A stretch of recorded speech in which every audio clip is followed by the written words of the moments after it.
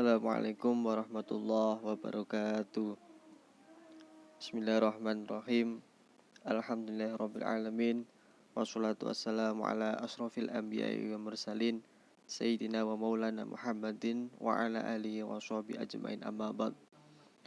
Yang saya hormati Bapak Dosen Nurdi SAG MPD selaku pembimbing mata kuliah Sejarah Pendidikan Islam semester 5 PAIA. Oke, langsung saja saya akan menjelaskan beberapa pengertian tentang pembaruan pendidikan Islam di Indonesia. Judul pembaruan pendidikan Islam di Indonesia. Yang pertama yaitu masa periode pendidikan Islam di Indonesia. Pendidikan Islam di Indonesia pada tahun 1899 sampai 1930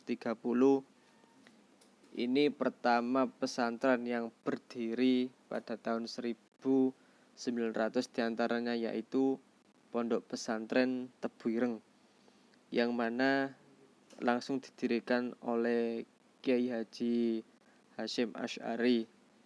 Beliau juga mendirikan Nahdlatul Ulama. Yang kedua, Pondok Pesantren Lirboyo yang didirikan oleh Kiai Haji Abdul Karim. Dan ada lagi Pondok Pesantren Sidogiri yang didirikan sekitar tahun 1800-an.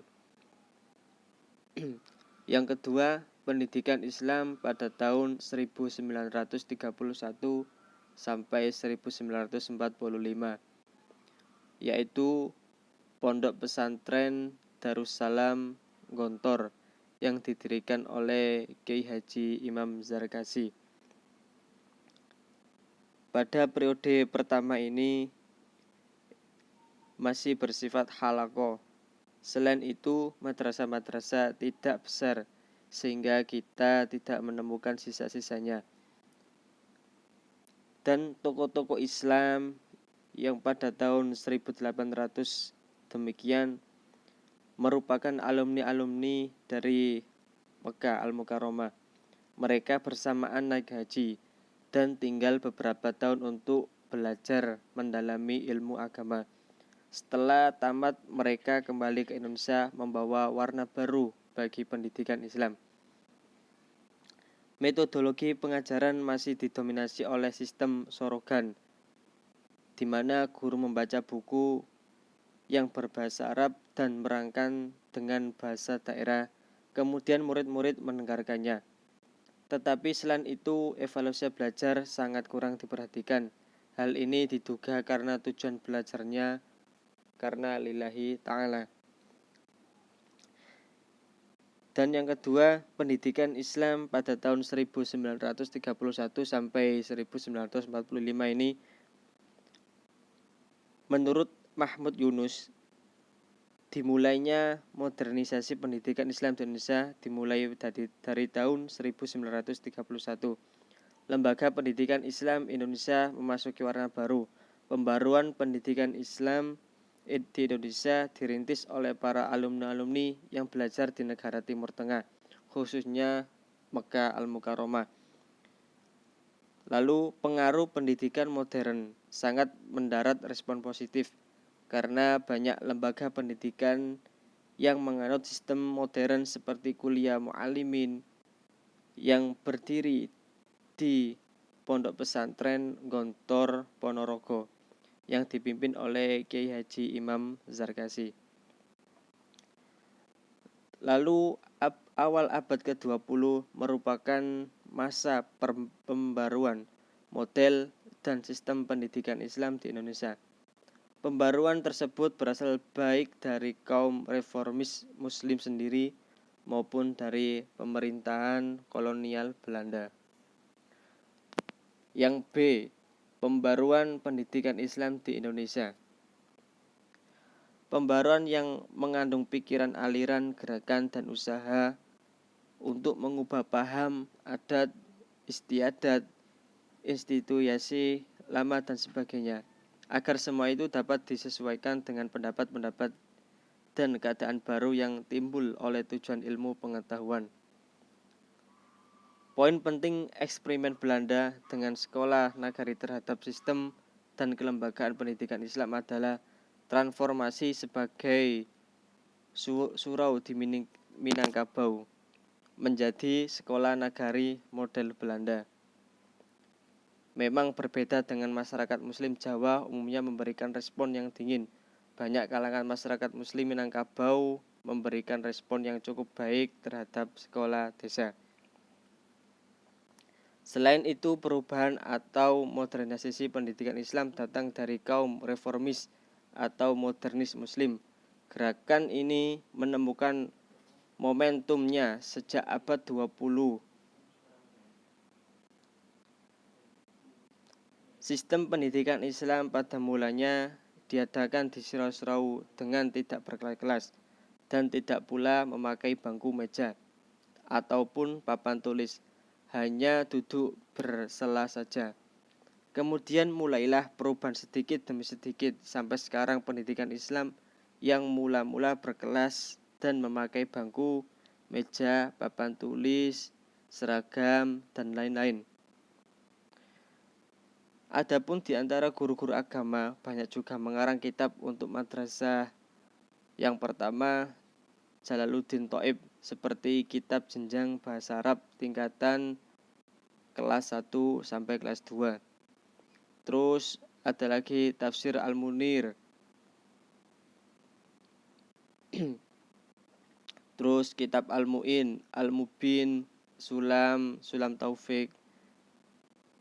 Ulama yang mengadakan perubahan dalam pendidikan Islam tersebut yaitu Syekh Mut Thaib Umar Sungayang Batu Sangkar yang lahir pada 1874 sampai yang wafat 1920 Masehi.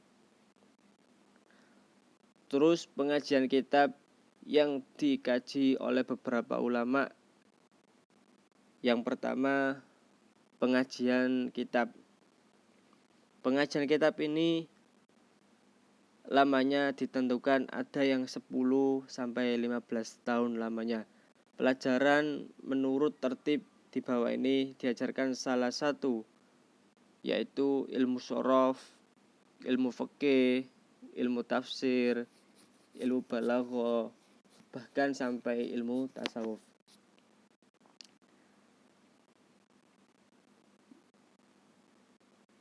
Keterangan bahwa pelajaran nahwu atau shorof fikih bukan diajarkan satu demi satu seperti sistem lama, melainkan diajarkan sekaligus. Jadi murid-murid pada tiap hari belajar nahwu, shorof, dan fikih, dan begitu seterusnya.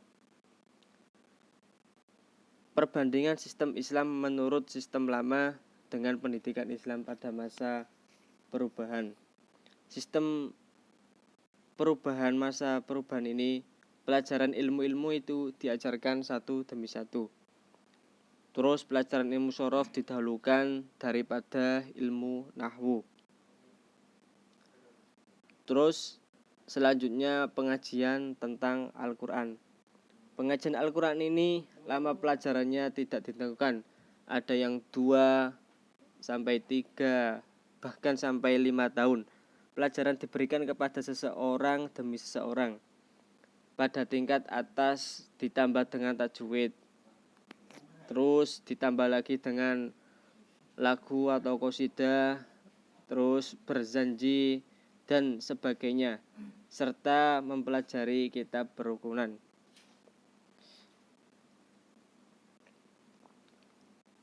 Kesimpulan, pendidikan Islam di Indonesia mengalami 2 periode. Yang pertama itu pada tahun 1800-an sampai 1930-an. Terus perintis perubahan pembaruan pendidikan Islam di Indonesia ini menuju pendidikan Islam yang modern. Yang pertama datang dari pemerintahan Belanda yang mendirikan sekolah rakyat, dan kedua datang dari para reformis Muslim.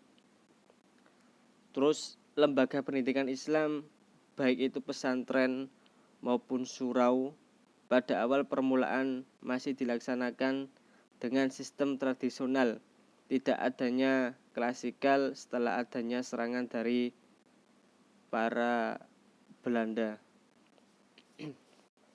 Ya, mungkin itu sekedar wacana atau keterangan tentang pembaruan Islam di Indonesia. Semoga apa yang tadi saya sampaikan semoga bermanfaat untuk kita semua. Cukup sekian dari saya. Wassalamualaikum warahmatullahi wabarakatuh.